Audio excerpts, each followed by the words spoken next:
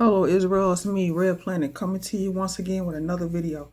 I have to use my phone because my computer is acting up. Let's get into the video, Israel.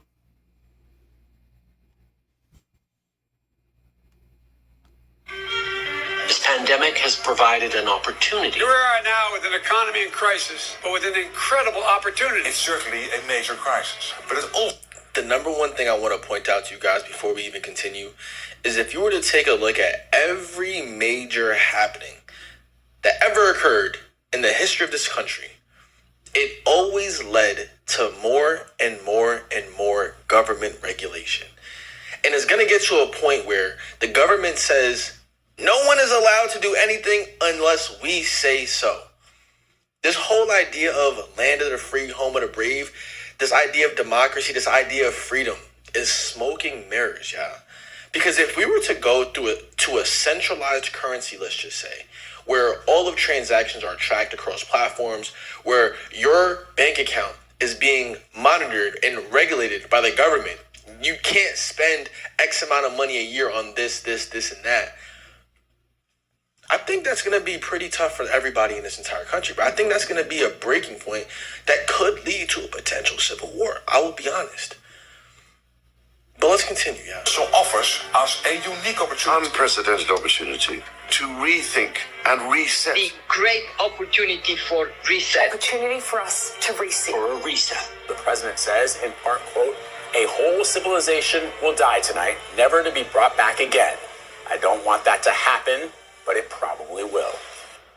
Now, what's interesting is that if you look throughout history, every single time there has been a crisis, the end result was more centralization of wealth and power.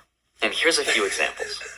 In 2008, the financial system almost Literally what collapsed. I just said, bro. And within weeks, the Fed invents quantitative easing, where they buy trillions in assets and bail themselves out.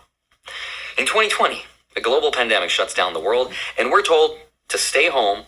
And within a few months, governments all around the world are talking about something called the Great Reset.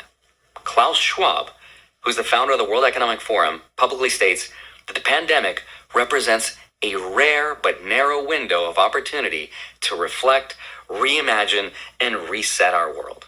Right? COVID was the crisis, and the opportunity was global coordination of everyone's economies and currencies and centralized governments. Your Royal Highnesses, Excellencies, distinguished heads of state and government, the future is built by us, by a powerful community as you here in this room. The point is, there's a pattern throughout history. Every single time there's been a crisis, there was an opportunity for central planners to change how the world worked. Now, I'm not saying that there's some shadowy room somewhere where there's 12 people that plan all this. I don't think that's how it works, but I'm saying that. What I am saying is that when there's a crisis, whether it's real or not, the people that are closest to power, who saw it coming, have always used it as an opportunity to upgrade the system in a way that centralized power. So the question that I want to explore in this video is, what is the next crisis? And what is the opportunity to centralize more power? Let me help explain what I think all of this might look like. And with that said, let's get into it. Hi, my name is Henri Jick. Hope you're doing well. Come for the finance and stay for the next once in a millennial lifetime event. All right, so I'm going to spend most of this video explaining the next crisis and then the opportunity in the last part of the video, which I think is probably one of the most interesting things I've ever put together. Okay, so there's a number that economist Luke Gromen talks about, which is called the net international investment position. It sounds complicated, but what it measures is America's financial balance sheet with the rest of the world. Like, how much of our stuff do foreigners own versus how much of their stuff do we own? And why is that important? It's important because if foreigners own a lot of your stuff, they have more influence over the value of it, if, for example, they decide to sell it for whatever reason. Ideally, you want foreigners to own less of your stuff in a conflict situation. Okay, so right now, that number is negative 87% of GDP. What does that mean? To put it in perspective, After the first Gulf War, it was only negative 7%. After the second Gulf War, negative 12%.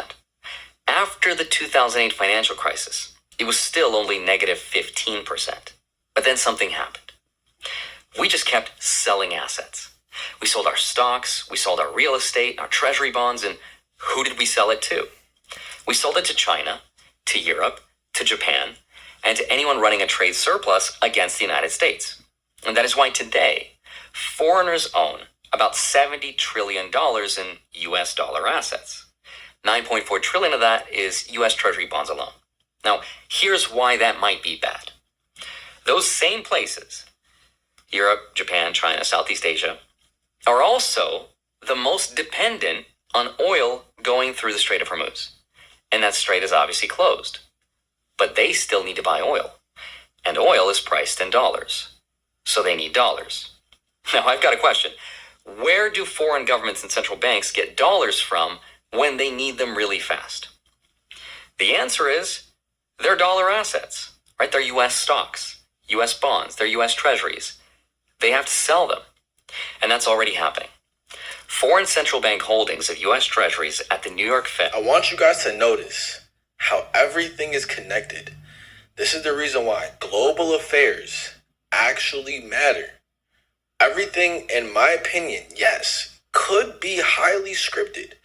But even in situations like this, you have to be aware of everything that is highly connected. A lot of people are going to click out this video simply because they don't understand it. And the people who click out this video because they don't understand it are going to be the same people who stay victims of everything that's going on.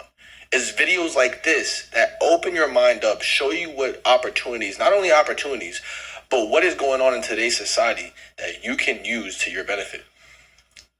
So don't be one of those people who click up this video. Check this out. Just went down to the lowest level since 2012. In 4 weeks, tens of billions of dollars are gone. And that's just the beginning because it'll probably get worse. Why is it going to get worse? It's going to get worse because when countries sell treasuries, treasury yields go up. And when yields go up, the cost of financing America's almost $40 trillion debt goes up as well. Now, the most important bond to look at right now is the 10-year treasury and its yield, which was in the threes when this war started, but it went up in the last 4 weeks.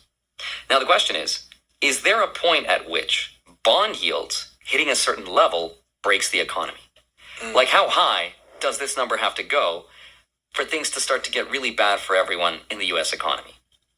And according to the best research I was able to find, the danger zone is somewhere between 4.6 and 4.8%. And once we get there, we could enter into what they call a debt-death spiral. What does that mean? It means the more expensive it is to borrow, the bigger the deficit.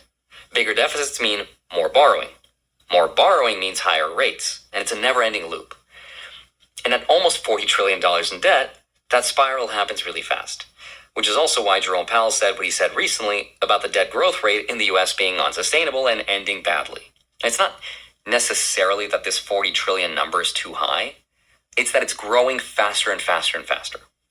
And that's bad because that doesn't just burden our generation, but future generations as well. So the question is, what can the U.S. do about it? And there's 3 possible outcomes, and here's what they are. Outcome number 1, let yields go up, right? Let the market do what it does. Treasury yields go to 5, 6, maybe higher. That crushes the U.S. stock market. Why? Well, because investors would rather take a guaranteed 5 to 6% return in the bond market than risk it in the stock market. And because stocks and tax receipts, aka what the government collects in taxes from us, those move together. And when markets go down, tax revenues go down. So deficits explode. Housing gets weaker. Consumer spending collapses. Banks take losses. And we enter into a recession. And because of that negative 87% net international investment position, this recession triggers a debt-death spiral that sort of takes the rest of the world with us. Not good. Outcome number 2, print money at the same time oil prices are going up. The Fed steps in, it does what it does, quantitative easing, it buys treasuries, it caps yields, and it does what's called yield curve control. It saves the bond market. But you're also putting liquidity into an economy that's experiencing an oil shock, and that causes inflation. Economist Major Luke Roman thinks that we could see inflation that makes 2021 look mild. Double digits, Major maybe inflation. worse. Outcome number 3. Walk away from Iran. Just announce, okay, we won. We're leaving now, right? We did it. Which might sound like a good option, except here's what's going to happen if the US picks option 3. The rest of the world watches America start a war. It watches the US fail to reopen this major shipping lane. And the world watches as the US retreats. Okay, why is that bad? It's bad because if the US picks option 3, the world then realizes that the US is not as powerful as it used to be. And it doesn't have the influence to restore order. The policeman of the world sort of lost his gun, right? So the media will then start putting out headlines that read, "Is Iran the US Suez Canal moment?" Pay attention to some variation of that headline. If you're not sure what it means, this comes from Luke Roman. It means it is the end of the US empire. Because remember, before the US empire, it was the British Empire that ruled the world. But Britain lost that status because of its Suez Canal moment in 1956, and it never recovered its global dominance. Oh my God, hi. Hey, what's up? I got declined at Target today for formula. Wait, what? Are you okay? If the US retreats and fails in restoring this order, it sort of accelerates every country's decision to price their oil in something other than dollars. Countries would say, okay, I guess I don't need to use dollars anymore because the US can't protect me and it can't enforce the rules anyway. I'm going to trade with other countries in whatever currency I can find, right? Which also means a weaker dollar, which is also inflationary. So every outcome sort of leads to inflation and a weaker dollar. Now the question is, of all these 3 options, which one is the US going to pick? And based on everything we know so far, the option that the US will most likely pick is going to be option number 2. They print into rising oil prices. And the Fed's balance sheet, which is right here, which was $9 trillion at its peak and has been shrinking, starts going back up into a crisis. So money printer go burr again, if you remember that from 2020. The technical term for money printer go burr is, of course, quantitative easing, or QE. That is the option the US will most likely pick. But there's a very big catch, because there's different types of QE. One of them does not affect your investment portfolio, and the other one does. Let me explain which QE I think the US will pick. There's type 1 QE, which is what the Fed did in 2008. That's when they bailed out the banks. It's considered non-inflationary. It did not trigger a spike in asset prices. The rich did not get richer. And that's the thing. The reason why having assets is so important is that during a period of inflation, that's where people who have assets see the most return on their investment. Because that's when the price of everything starts to go up, and that means your, equity in that asset also goes up. So that when you sell, you're making a ton more money, bro. But you don't sell, you keep it, and you keep letting it go up and go up and go up. Well, technically, yes, the bankers that got bailed out got richer, but the market assets did not inflate. Why? Because remember, the financial system was collapsing, right? Banks were sitting on mountains of toxic, worthless mortgage assets. The Fed stepped in and bought those bad assets directly from the banks. That cleaned up their balance sheets, right? At face value, there was no new money that entered the broader economy. The central Papa Bank was like, hey, it's okay, guys, we'll forgive you for all those bad loans you gave out. Don't even worry about it, right? It's essentially a cleanup, and it happens completely within the banking system without the money flowing into the real world.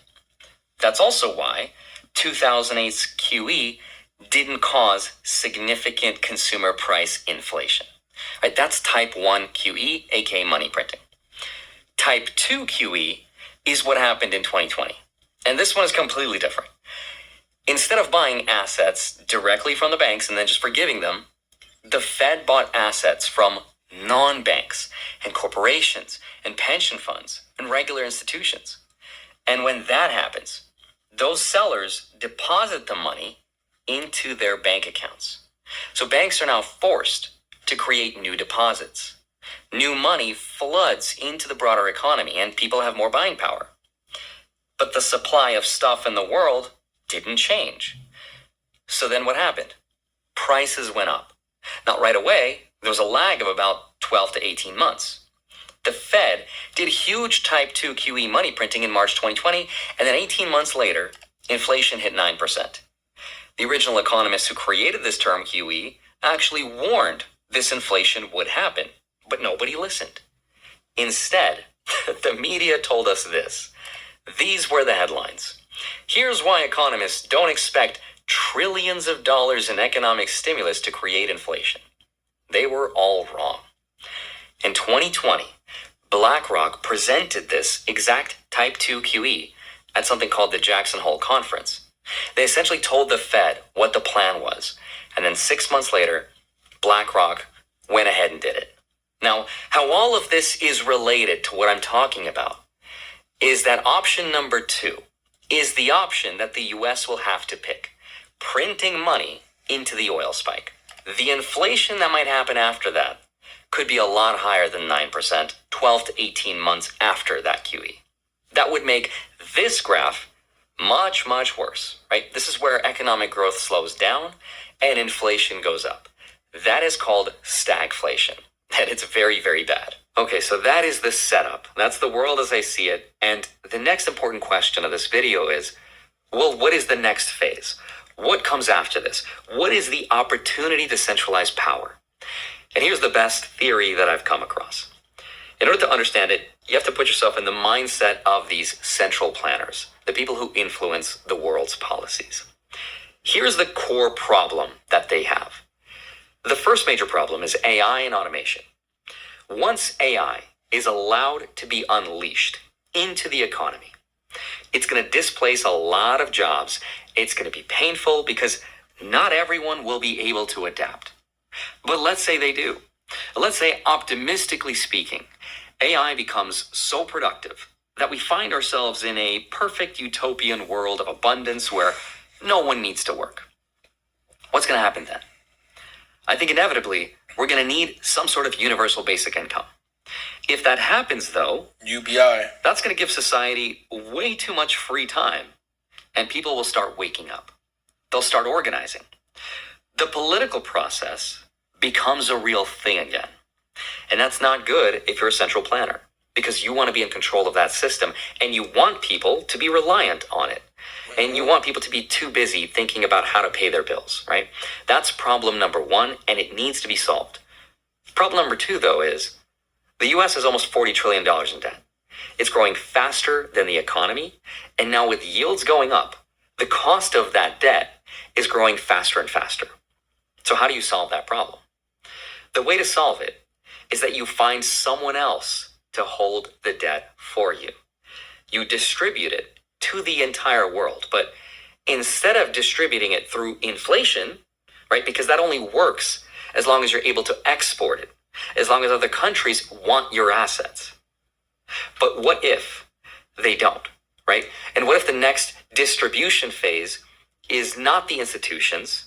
What if it's through people, right? What if the best way to distribute this debt is already in everybody's pocket?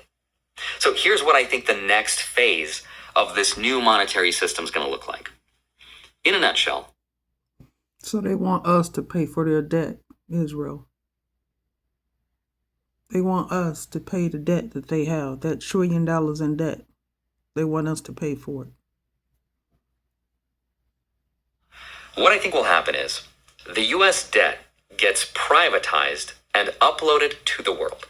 Right? Every major corporation will become a bank. Every major app will become a wallet. And every person on earth with a smartphone will become an unknowing creditor to the United States government.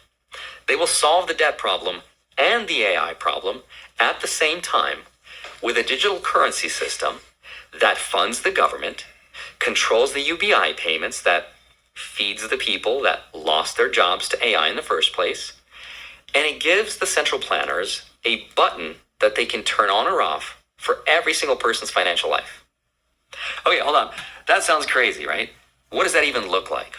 All right, so imagine Bro. Tesla announces a Bro, that is the New World Order right there, bro. digital wallet. You load it up with dollars. Tesla takes those dollars and invests them into U.S. Treasury bonds, earning, let's say, 4 or 5%. Tesla keeps a little, passes some back to you in the form of rewards, discounts on your next car, maybe charging credits, maybe an actual yield. Right? You're happy because your money's. So this is what China is doing, where if you do something wrong or they find out that you have done something, they take your points away, where you won't be able to pay your bills, buy groceries, pay your rent, or do some type of entertainment for your family. China's been doing it, Israel. Now, the government, the U.S., wants to try to do it now because of the debt that they're in. Working for you. Tesla's happy because they're earning a spread on their deposits, and the U.S. government is happy because someone bought more of their debt. Now multiply that across every major corporation on Earth. You'll get Apple Wallet, Amazon Wallet, McDonald's Wallet, Google Pay with yield, every airline, every retailer, every platform we already use. All of them will become distribution channels for U.S. government debt. All of them holding U.S. treasuries as the backing for whatever digital asset or rewards program they'll offer you. Now, if that sounds like some crazy theory, this is literally what the legislation moving through Congress right now requires. It's called the Genius Act. And what it says is, any company that wants to issue a stablecoin, a dollar-pegged digital asset, must hold U.S. treasuries or equivalent safe assets as the backing, dollar for dollar. Which means corporations will have to buy real government debt first. And this has already been successfully tested with a company called Tether, the company behind the biggest stablecoin in the world. It holds over $120 billion in U.S. treasuries right now. Right, that makes them one of the biggest holders of U.S. government debt on the planet. In fact, bigger than some countries even. And Tether was the system's test. Now, imagine this same dynamic, but with the brand recognition of Tesla, the distribution of Apple, the loyalty programs of every airline and retailer we already use. You're not asking people in Argentina or Vietnam to trust some sketchy crypto company they've never heard of. You're asking them to trust the brands they already love and use in their own countries, brought to them by the courtesy of freedom. And in exchange for that trust, they'll get yields, they'll get discounts, they'll get utility, they'll get to protect their savings and purchasing powers from their corrupt dictators and governments, right? Now, behind the scenes, they become creditors to the United States government. That is how you offload trillions and trillions of dollars in debt globally.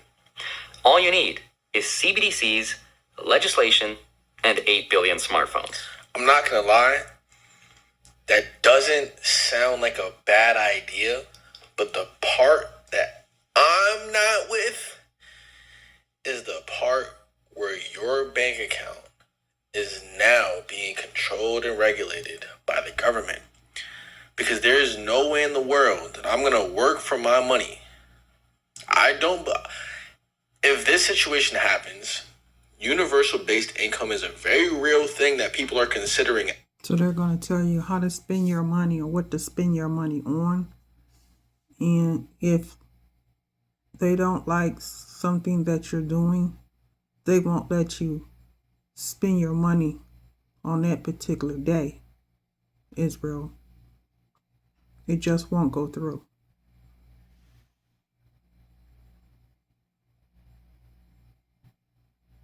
After implementing AI, there are going to be a lot of job displacements where people are not going to be able to work in their respective field because AI is taking over.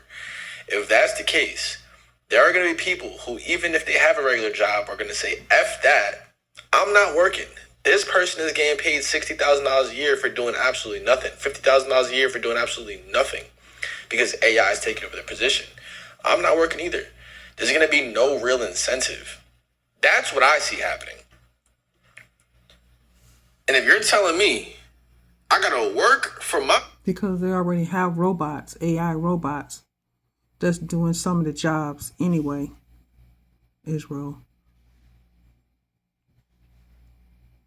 money so the government can tell me what I can and can't do with it?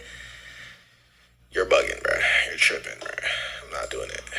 Now, unfortunately, this system, as convenient and generous as it sounds, is also going to be the most sophisticated financial control grid that will ever be built.